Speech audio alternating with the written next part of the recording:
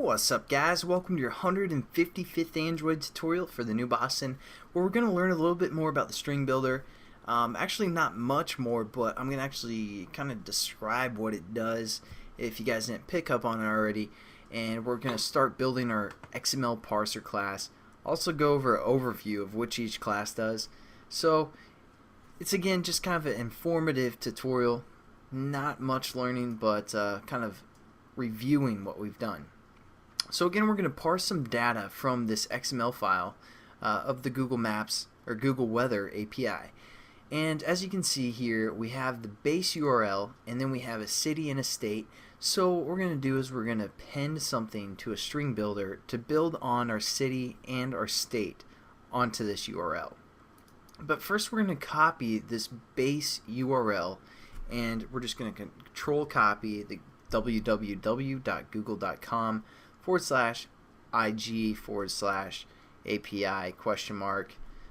Weather equals. That's what we're copying. We're going to go over to our weather XML parsing class, and we're going to set up this variable.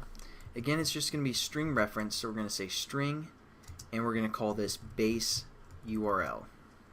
We're going to set this equal to what we just pasted within quotations, and there we go. Make sure you have the HTTP in there. Should have copied over as well, but you know, you want that. So now we have our base URL set up. Again, we can just say something like static final, because you know the base URL is not going to change, just the ending is. And again, we have our edit text for a city and our edit text for a state. We're just going to pull that data from the edit text for a city and state within our onClick method. Pretty simple. Again, nothing new. We're just going to say string C for city, and we're going to refer to our edit text, which we called city, at least I did, and we're going to say get text and then .toString. Again, nothing new. And then we're also going to set up our state, which we're going to call S. This is going to be our edit text, which I called state, and again, just get text .toString.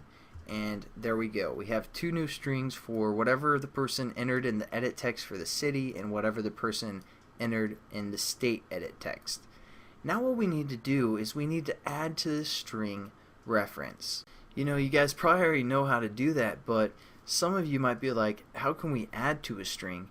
And what we use is something called a string builder, which we have used already, but I didn't really explain it.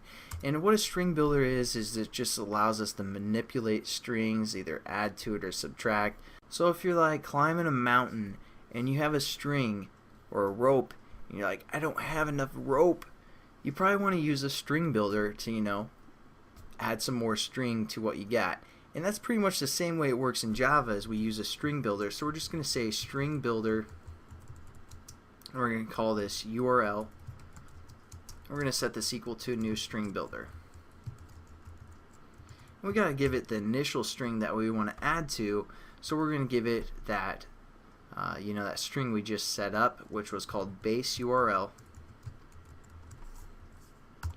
And there we go. We have a string builder, which is kind of a new string builder with the base URL. Now what we want to do is we want to add to that base URL the city and the state. And again, we have to put a comma in between, as you can see up here. Otherwise, you know, it's not going to work. So if we had something like that, it's going to be like, hey, I don't know what you're talking about. That's crazy. So we need that comma as well. So we're going to use the string builder to add the city, add a comma, and add the state. And how we do that is by the method append, which we've used as well. So we're going to refer to our string builder, which we just called URL, and we're going to say .append. And what we're going to do is we're going to add to that string. So what we're going to append, which is basically meaning like addition.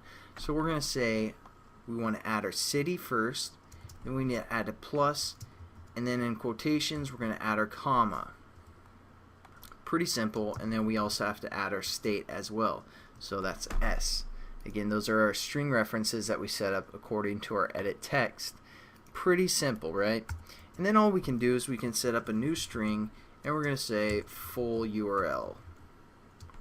We can just set this equal to our string builder, which we called URL.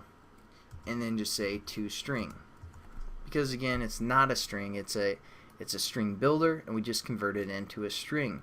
Now we can refer to this URL, which has our city, comma, state attached to the end of our base URL.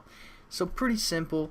It's not too complicated of a concept, but I thought I'd just talk about it so you guys understand it a little bit more thoroughly instead of me just kind of blabbering on, because I know sometimes that gets confusing. Now let's quickly just talk about what all these classes are going to do before we actually start programming, so you guys have something to look forward to. This Weather XML parsing class, this is where we're going to set up our XML parser and kind of just set that up. And then what we're going to do is we need something to handle something that we're looking for. And what we're looking for is going to be handled within this handling the XML stuff class. We're going to be like, hey, I don't care about all the other junk. Just give me the city and give me the temperature in Fahrenheit and I'll be happy. So that's what this class is going to do. But within this class, we're going to send some data. Once we receive like the city name, we're going to be like, okay, yeah, send this data over to our XML data collected class. And that's just going to store some stuff, and we're going to create some methods within here. And it's going to store our city, and it's going to store our temperature. Then we're going to create a method like return data or something, collected data maybe, whatever we want to call it. Right now, who cares? But then within our weather XML parsing class, we can call to our data collected class and just be like, hey, return the data that you collected. And so that's how the framework's basically going to work for this XML parser. So hopefully you guys have kind of an understanding of those three classes, so when we set them up you aren't completely confused like you may have been previously. But again, thanks for watching guys, and I'll catch you in the next tutorial. Hope you have a good one.